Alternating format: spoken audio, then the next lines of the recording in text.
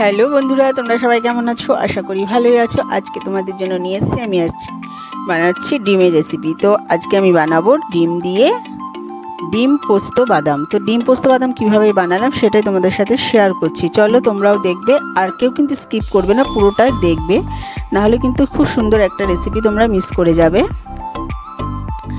তো দেখো, ডিম পোস্ত বাদাম বানানোর জন্য প্রথমে আমি ডিমগুলো সেদ্ধ করে নিয়েছি। আমার এখানে কিন্তু তো সেদ্ধ করার পর আমি দুভাগ করে কেটে নিয়েছি। এই রেসিপিটা কিন্তু বানানোর জন্য দুভাগ করে নেবে, গোটা ডিমে করবে না। গোটা ডিমে করলে অতটা স্বাদ লাগে না, তার জন্য আমি ডিমগুলো ভাগ করে নিয়েছি। তোমরাও কিন্তু ভাগ করে নেবে। তো আর আমাদের চ্যানেলটা যদি তোমরা এখনও কেউ সাবস্ক্রাইব করে না থাকো, প্লিজ সাবস্ক্রাইব করে দিও। আর আমি দেখো এখন ডিমগুলো কিন্তু ভাজার জন্য প্রথমে আমি নুন, লঙ্কার গুঁড়ো আর একটু হলুদ দিয়ে মাখিয়ে তারপর আমি ডিমটা ভাজবো। তো হলুদ, নুন আর একটু কাশ্মীরি লঙ্কার গুঁড়ো মেখে আমি রেখে দিচ্ছি।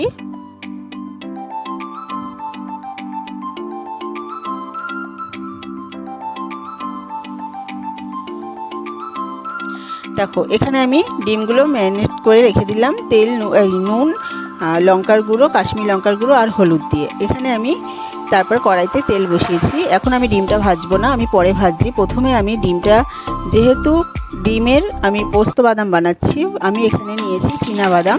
তো চীনা বাদামটা আমি প্রথমে কড়াইতে দিয়ে একটু ভেজে নেব। আর ওখানে আমি পোস্তটাও কিন্তু ভিজিয়ে রেখেছি, তোমাদের দেখিয়েছি।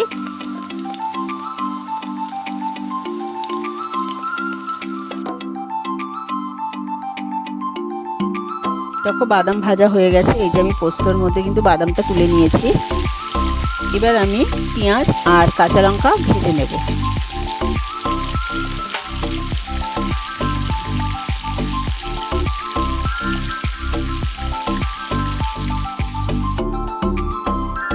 তো আমি ওই তেলেই কিন্তু পেঁয়াজ আর কাঁচা লঙ্কাটা ভেজে নিচ্ছি। পেঁয়াজ আর কাঁচা লঙ্কাটাও কিন্তু আমি খুব লাল করে ভাজলাম না। দেখো আদা লাল হয়েছে, ওটাও আমি মিক্সিতে দিয়ে দিলাম।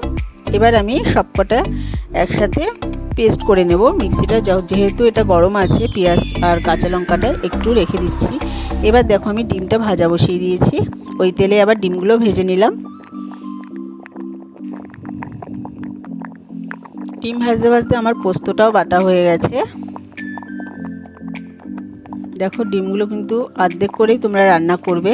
তো ডিম ভাজার পর আমি ওই তেলেই আবার একটু কালো জিরে ফোড়ন দিয়ে আমি যে পেস্টটা করে রেখেছিলাম পোস্ত, বাদাম আর পেঁয়াজ আর কাঁচা লঙ্কা, তো ওটা আমি দিয়ে দিলাম। যেহেতু এখানে বাদাম আছে, তার জন্য কিন্তু গ্যাসের আগুনটা তোমরা একদম মিডিয়ামে রাখবে। আর এখানে লেগে যাচ্ছিলো বলে আমি একটু হালকা করে জলও দিয়েছি। এবার দেখো ভালো করে আমি মশলাটা কষিয়ে নিচ্ছি।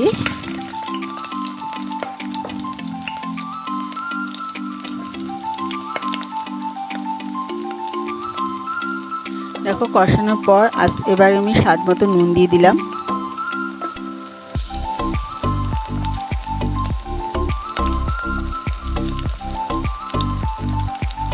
যতক্ষণ না মশলাটা থেকে তেল ছেড়ে আসছে ততক্ষণ কিন্তু আমি একটু কষিয়ে নেব। দেখো আমার কষানো হয়ে গেছে। এবার কিন্তু আমি ডিমগুলো ওপর থেকে দিয়ে দিলাম।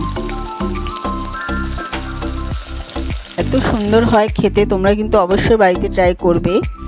আর অবশ্যই কিন্তু তোমরা গোটা ডিমে করবে না, ডিমটাকে হাফ করে নেবে। তো দেখো এখানে আমি ডিমটা একটু ওলট পালট করে দিচ্ছি।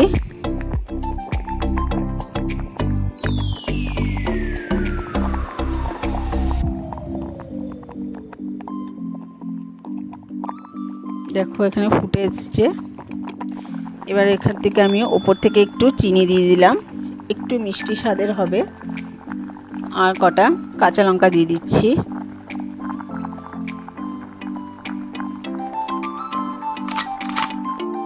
ডিম পোস্ত বাদাম। তো ডিম পোস্ত বাদাম তোমাদের কেমন লাগলে অবশ্যই কিন্তু তোমরা কমেন্টে জানাবে। ভালো লাগলে লাইক কমেন্ট করবে। আবার তোমাদের সাথে দেখা হবে অন্য একটা রেসিপি নিয়ে। ততক্ষণ তোমরা ভালো থেকো, টাটা।